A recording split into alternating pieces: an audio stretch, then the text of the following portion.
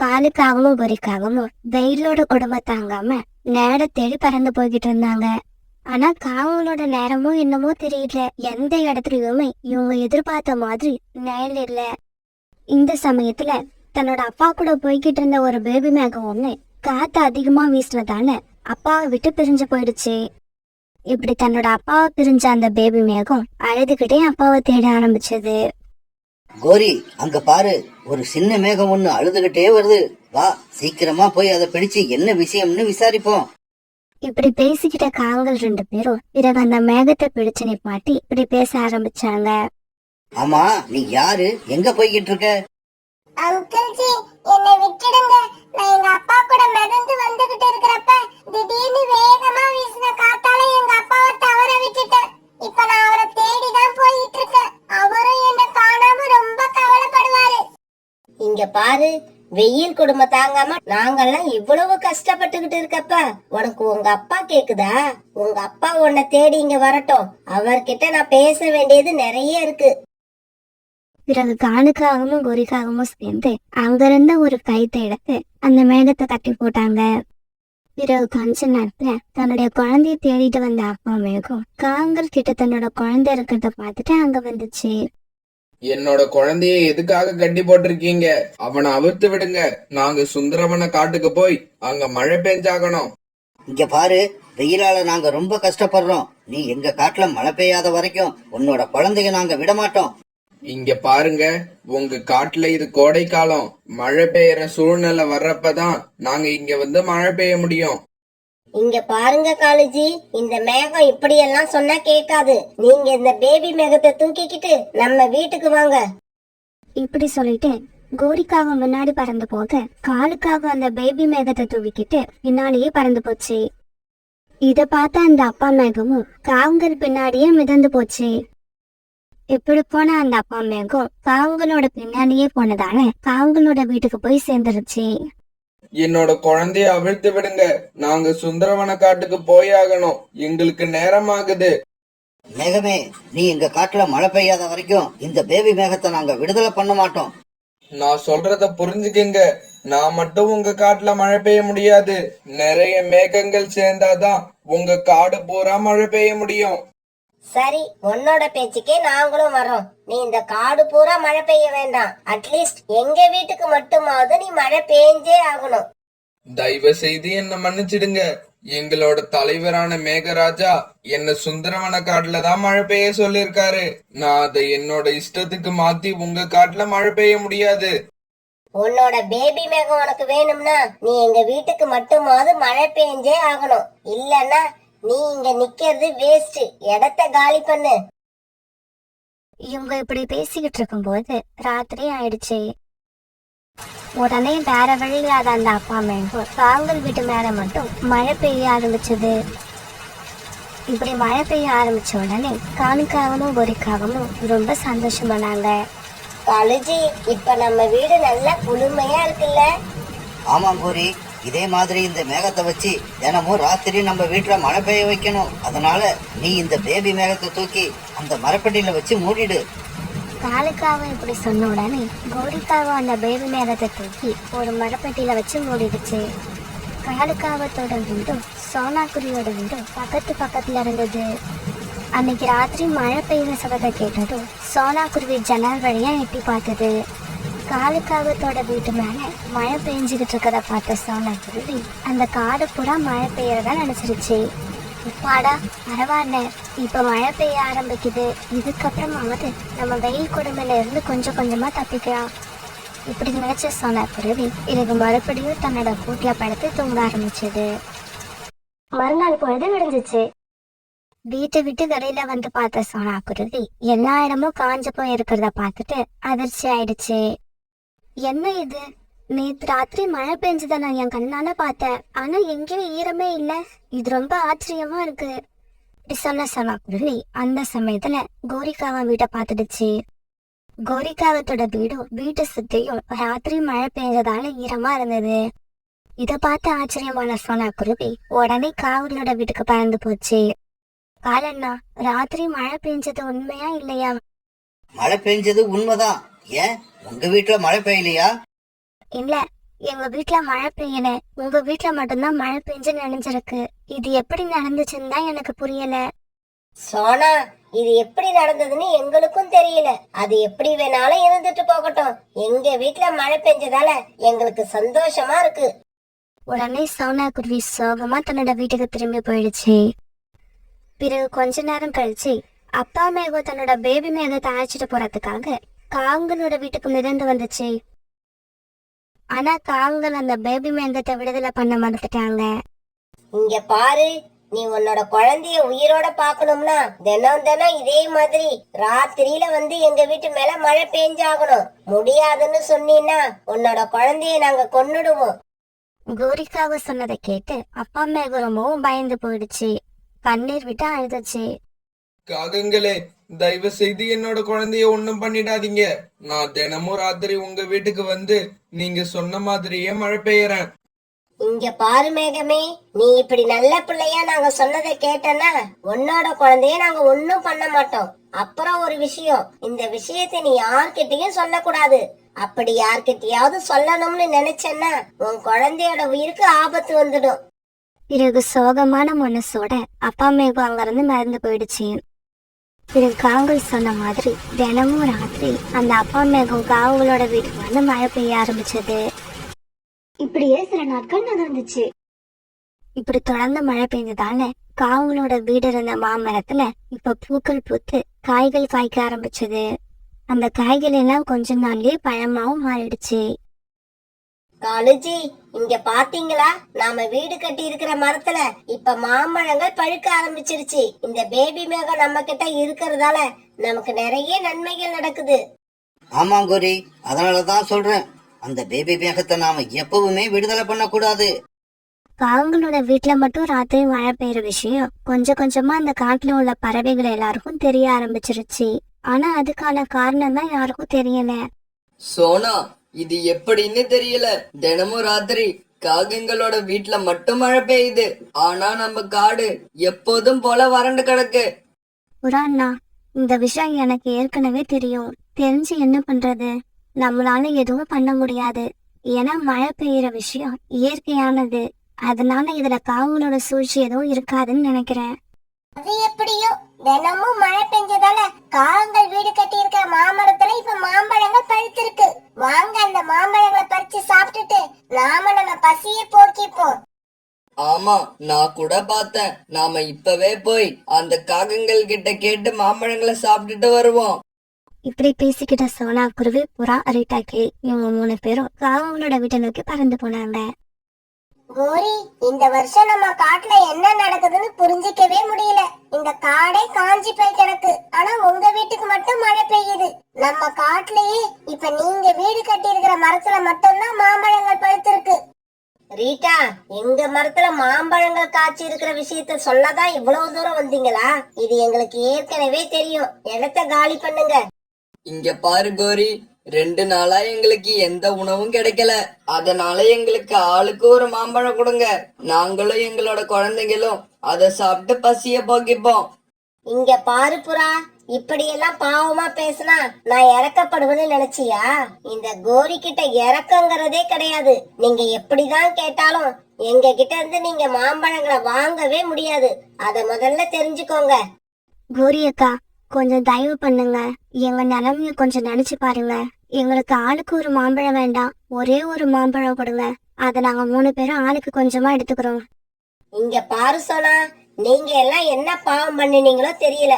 அதனாலதான் உங்க வீட்ல எல்லாம் மழை பெய்ய மாட்டேங்குது. போங்க போங்க, இதுக்கப்புறமாவது இந்த மாதிரி இத குடு அத குடுன்னு கேட்டு அடுத்தவங்களுக்கு தொல்லை கொடுக்காதீங்க.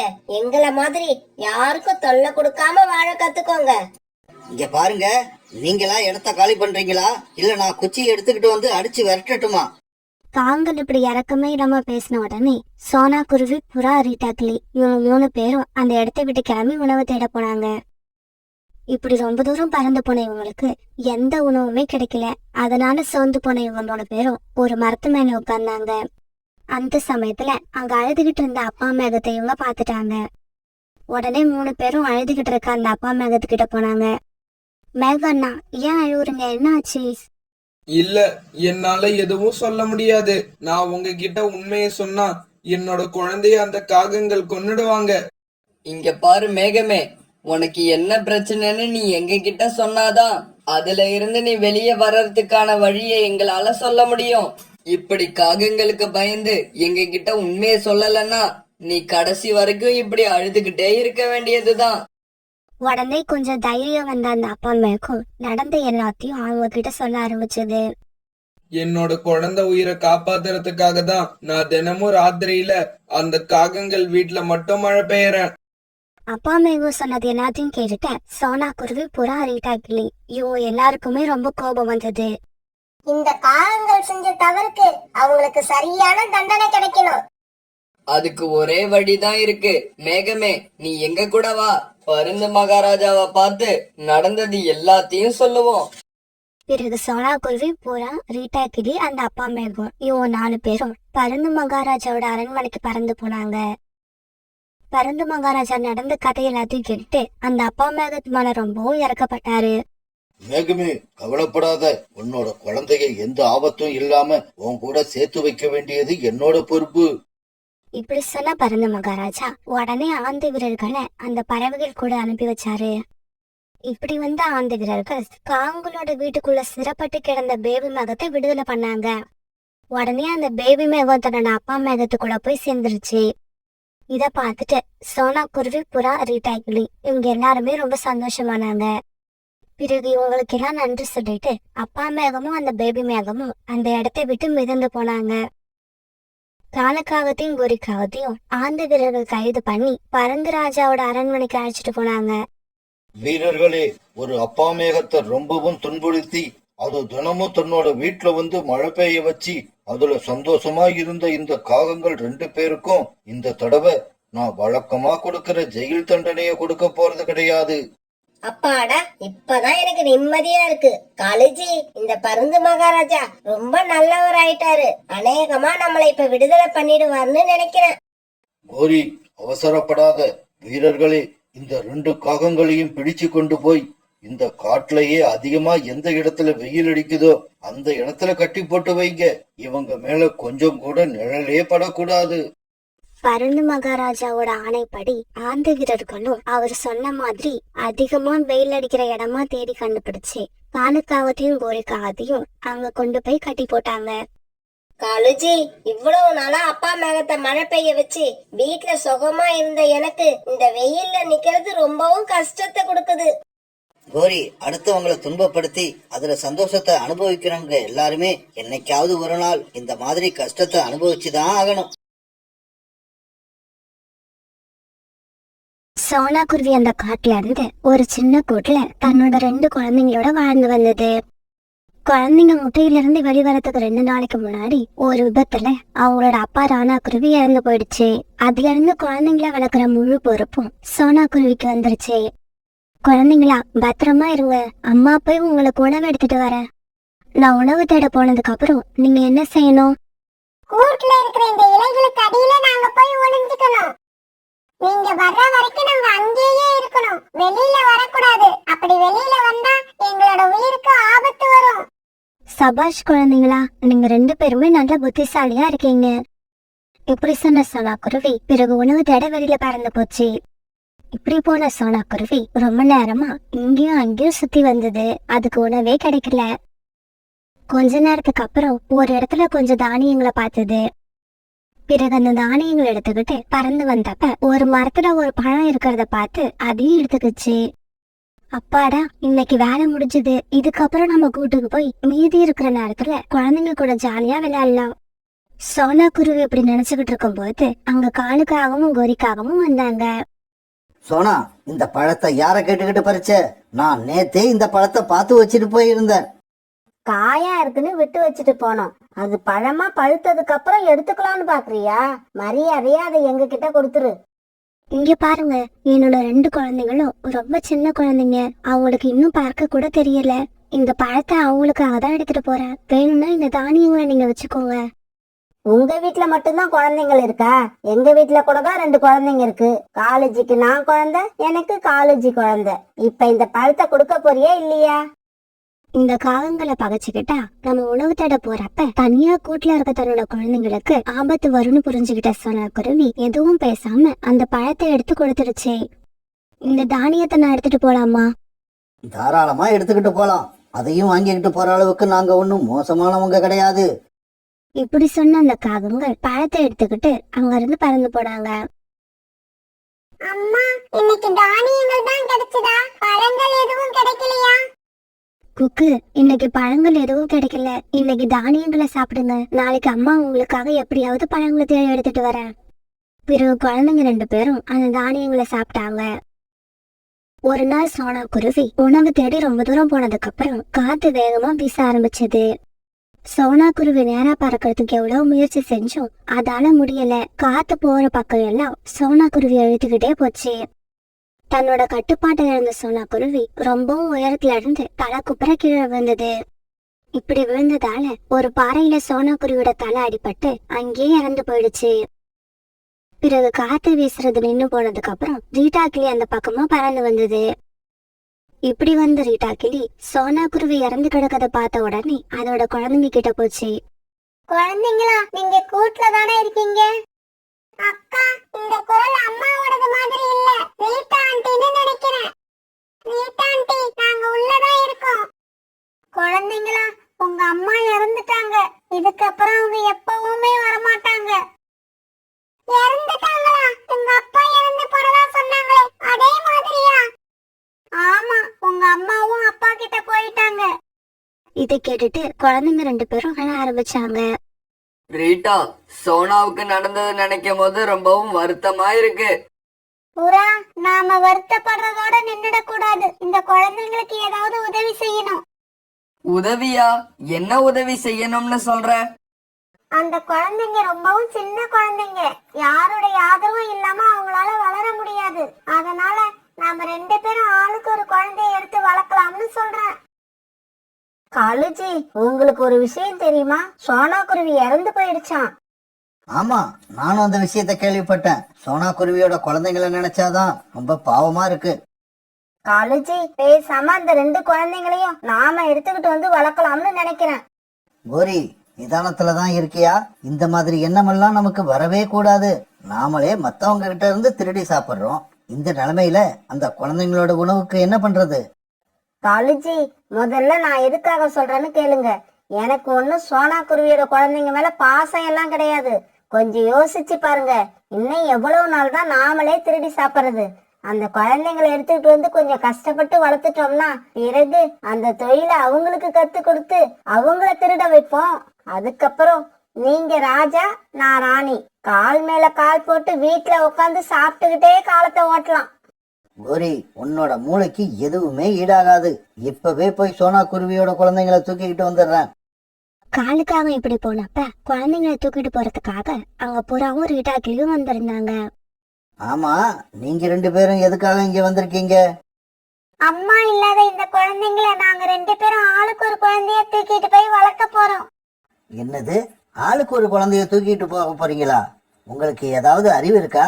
இந்த குழந்தைங்க அம்மாவையும் அப்பாவையும் அடுத்தடுத்து பறி கொடுத்துட்டு தவிச்சுக்கிட்டு இருக்காங்க. இந்த நிலைமையில அக்கா தம்பி 2 பேரையும் பிரிக்க நினைக்கிறது ரொம்ப தப்பு. அதனாலதான் நான் இந்த 2 குழந்தைங்களையுமே எடுத்துக்கிட்டு போய் வளர்க்கலாம்னு முடிவு பண்ணியிருக்கேன். பிறகு புறாவும் ரீட்டா கிளியும் காலுக்காகத்தோட பேச்சை ஏத்துக்கிட்டாங்க. காலுக்காகவும் குழந்தைங்க கிட்ட இப்படி பேசுச்சு. குழந்தைங்களா, கவலைப்படாதீங்க. இன்னையில இருந்து உங்களை நான் எடுத்துக்கிட்டு போய் வளர்க்குறேன். அங்கிள், எங்களுக்கு இன்னும் பறக்க கூட தெரியாது. எங்களுக்கு தானியங்களை யார் கொண்டு வந்து கொடுப்பா? இங்க பாருங்க, நீங்க வளர்ற வரைக்கும் உங்களுக்கு தேவையானது எல்லாத்தையும் நான் செஞ்சு கொடுப்பேன். வளர்ந்ததுக்கு அப்புறம் எங்களுக்கு தேவையானதை நீங்க செஞ்சு கொடுக்கணும். இப்படி சொன்ன காலுக்காகவும் பிறகு 2 குழந்தைங்களையும் தன்னோட முதுகுல ஏத்திக்கிட்டு வீட்டு நோக்கி பறந்து போச்சு. குழந்தைங்களா, இந்த தானியங்களை சாப்பிடுங்க. இப்படி சொன்ன கோரி அந்த குழந்தைங்களுக்கு தானியங்களை கொடுத்தது. பியூட்டி, குக்கு 2 பேரும் பிறகு அந்த தானியங்களை சாப்பிட்டாங்க. பிறகு ராத்திரி எல்லாரும் படுத்து தூங்க ஆரம்பிச்சாங்க. பியூட்டிக்கும் குக்குக்கும் தூக்கமே வரல. அம்மாவை நினைச்சு அழுதுகிட்டே இருந்தாங்க. அம்மா, உங்களை மறக்கவே முடியல. உங்க நினைப்பு வந்துகிட்டே இருக்கு. இங்க இங்க பாரு குக்கு, இந்த வீட்ல நீ மட்டும் இல்ல, நாங்களும் இருக்கோம். இப்படி சத்தம் போட்டு தொந்தரவு கொடுக்க கூடாது. வாயை மூடிக்கிட்டு தூங்கணும். இங்க பாரு, இங்க உங்களுக்கு தானியங்களை மட்டும்தான் கொடுக்க முடியும். உங்க அம்மாவோட அன்பெல்லாம் கொடுக்க முடியாது. கோரிக்காக இப்படி சத்தம் போட்டதும் குக்கு பியூட்டி 2 பேரும் கண்ணை மூடி அழுதுகிட்டே தூங்கினாங்க. இப்படியே சில வருஷங்கள் நகர்ந்தன. பியூட்டியும் குக்கும் இப்ப நல்லா பறக்க கத்துக்கிட்டாங்க. காலேஜி 2 பேரும் நல்லா பறக்க கத்துக்கிட்டாங்க. இன்னைக்கு ராத்திரி தொழிலுக்கு போகும்போது இவங்களையும் அழைச்சுக்கிட்டு போங்க. இவ்வளவு நாள் இவங்களுக்கு உணவு போட்டு வளர்த்ததுக்கு பலன் கிடைக்க போற நேரம் வந்துருச்சு. பசங்களா, அப்பா வேலைக்கு போகும்போது உதவியா நீங்களும் போவீங்களா? அப்பா, நானும் உங்க கூட வேலைக்கு வரேன், உங்களுக்கு உதவி செய்யறேன். அப்பா, நானும் வரேன், என்னையும் அழைச்சுக்கிட்டு போங்க. பசங்களா, நீங்க சொல்றத கேட்கும் போது எனக்கு ரொம்ப சந்தோஷமா இருக்கு. 2 பேருமே அப்பா கூட போய் தொழிலை கத்துக்குங்க. இங்க பாருங்க, என் கூட வந்தீங்கன்னா நான் என்ன சொல்றேனோ அதை அப்படியே செய்யணும். பிறகு காலுக்காக பியூட்டியையும் குக்குவையும் தான் கூட அழைச்சுக்கிட்டு போச்சு. அப்படியே உக்காந்துருக்கணும், சத்தமே போடக்கூடாது. அப்பா நமக்கு என்ன வேலை கத்து கொடுக்க போறாங்கன்னு தெரியாத அந்த 2 குழந்தைங்களும் அப்படியே உட்கார்ந்து இருந்தாங்க. இங்க பாருங்க பசங்களா, இப்ப இந்த வீட்டுல உள்ளவங்க எல்லாம் நல்லா தூங்கி இருப்பாங்க. நீங்க 2 பேரும் ஜன்னல் வழியா வீட்டுக்குள்ள போய் இருக்கிற உணவை எடுத்துக்கிட்டு சீக்கிரமா வெளியில வாங்க. என்னது, திருடணுமா? என்னால முடியாது. ஆமா, திருடுறது தப்புன்னு எங்க அம்மா எங்களுக்கு சொல்லி கொடுத்திருக்காங்க. உழைச்சுதான் சாப்பிடணும், அடுத்தவங்க பொருளை எடுக்கிறது தப்பு. உங்க 2 பேரையும் சின்ன வயசுல இருந்து கஷ்டப்பட்டு வளர்த்ததுக்கு எனக்கு ரொம்ப அழகா பாடம் எடுக்கிறீங்க. எனக்கு வர்ற ஆத்திரத்துல உங்க 2 பேரையும் என்ன பண்றதுன்னே தெரியல. இப்ப நீங்க 2 பேரும் நான் சொன்னதை செய்யல, எனக்கு கெட்ட கோபம் வரும். பிறகு அந்த இடத்த விட்டு கிளம்புன குக்கும் பியூட்டியும் அந்த வீட்டுக்குள்ள போகாம நேரா காலுக்காகத்தோட வீட்டுக்கு பறந்து போனாங்க. இந்த குழந்தைங்களுக்கு இவ்வளவு நாளா உணவு கொடுத்து வளர்த்ததெல்லாம் வீணா போயிடுச்சு. என்னது, நீங்க மட்டும் வந்திருக்கீங்க? அப்பா எங்க? எங்களை திருட சொன்னாங்க, நாங்க திருட முடியாதுன்னு சொல்லிட்டு வீட்டுக்கு வந்துட்டோம். அம்மா, அப்பா வந்ததும் அடுத்தவங்க பொருளை திருடுறது தப்புன்னு அப்பாவுக்கு சொல்லுங்க. என்னது, திருடுறது தப்புன்னு சொல்லணுமா? இங்க பாருங்க பசங்களா, நீங்க திருடுவீங்கன்னு நம்பிக்கை வச்சுதான் உங்களை இத்தனை நாளா உங்களுக்கு உணவு கொடுத்து வளர்த்தோம். நாங்க திருட மாட்டோம், திருடுறது தப்புன்னு இப்ப சொல்றீங்க. இந்த சமயத்துல அந்த வீட்டுல இருந்து தானியங்களை திருடிக்கிட்டு காலுக்காக வீட்டுக்குள்ள வந்துச்சு. கோரி, உனக்கு விஷயம் தெரியுமா? நாங்க திருட மாட்டோம்னு சொல்லிட்டு இவங்க 2 பேரும் வீட்டுக்கு வந்துட்டாங்க. சொன்னாங்க அங்க நடந்த கதை எல்லாத்தையும் வந்து சொன்னாங்க. இங்க பாருங்க காலேஜி, நாளைக்கு விடிஞ்சதும் முதல் வேலையை இவங்க 2 பேரையும் அடிச்சு துரத்திடுங்க. என்னது, விடிஞ்சதான் அனுப்பணுமா? அது வரைக்கும் இவங்கள வச்சு என்ன பூஜையா போட போற? டேய் பசங்களா, இப்பவே வீட்டை விட்டு வெளியே போயிடுங்க. 2 நாள் உணவு கிடைக்கலன்னு தன்னால திருட ஆரம்பிப்பீங்க. நாங்க பட்னியா இருந்தாலும் இருப்போமே தவிர கண்டிப்பா திருட மாட்டோம். இப்படி சொன்ன பியூட்டியும் குக்குவும் பிறகு வீட்டை விட்டு வெளியில போனாங்க. இப்படி போன குக்குவும் பியூட்டியும் அம்மா கூட வாழ்ந்த அதே கூட்டுல போய் உட்கார்ந்தாங்க. கொஞ்ச நேரம் கழிச்சு அப்படியே படுத்து தூங்க ஆரம்பிச்சிட்டாங்க. குழந்தைங்களா, இன்னைக்கு இங்க நடந்துகிட்டத பார்த்து அம்மாவுக்கும் அப்பாவுக்கும் ரொம்ப சந்தோஷமா இருந்தது. ஆமா, நீங்க 2 பேரும் கவலைப்படாதீங்க. எவ்வளவு கஷ்டம் வந்தாலும் நேர்மையா இருங்க, பொய் சொல்லாதீங்க. நல்லது நினைச்சீங்கன்னா உங்களுக்கு எப்பவும் நல்லதே நடக்கும். கெட்டது நினைச்சீங்கன்னா நடக்கிறதும் கெட்டதாவே இருக்கும். அம்மா, அப்பா, நீங்க சொன்னபடியே நடந்துப்போம், நீங்க சொன்னபடியே நடந்துப்போம். இப்படியே சில நாட்கள் நகர்ந்துச்சு. பிறகு பியூட்டியும் கொக்கும் தாங்களே உணவு தேடி சாப்பிட்டு தனியா வளர ஆரம்பிச்சாங்க. குக்கு, இன்னைக்கு நீ போய் உணவு தேடி எடுத்துக்கிட்டு வா. நீ வர்றதுக்குள்ள அக்கா இந்த கூட்டம் சரி பண்ணி வைக்கிறேன். ஆனா காலுக்காக பழையபடி திருட்டு தொழிலையே செஞ்சுகிட்டு இருந்தது. ஒரு நாள் ஜம்ஜம் பறவையோட வீட்டுல திருட காலுக்காக உள்ள போச்சு. வீட்டுக்குள்ள ஏதோ சத்தம் கேட்கறத கேட்டு கண் விழிச்ச ஜம்ஜம் பறவை காலுக்காகத்தை பார்த்துட்டு அதை தாக்க ஆரம்பிச்சது. காப்பாத்துங்க, காப்பாத்துங்க, என்ன அடிக்காதீங்க, என்ன அடிக்காதீங்க. இப்படி கத்துக்கிட்டே காலுக்காக அந்த வீட்டை விட்டு வெளியில பறந்து போச்சு. எத்தனை நாளா என் வீட்டுல வந்து உணவு திருடிட்டு போயிருப்ப, இன்னைக்கு வசமா மாட்டின.